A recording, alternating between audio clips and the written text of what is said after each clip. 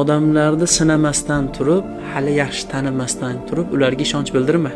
Eshitingda, chaqmaguncha tosh bilan postini hay, pista yong'oq ham ichin ko'rsatmaga. Rumiy aytadilar. Pista yong'oqni chaqib ko'rmaguningcha, uni ichidagi mag'izi butunmi yoki qurt bosganmi, chirib ketganmi yoki quruqmi bilib bo'lmaydi.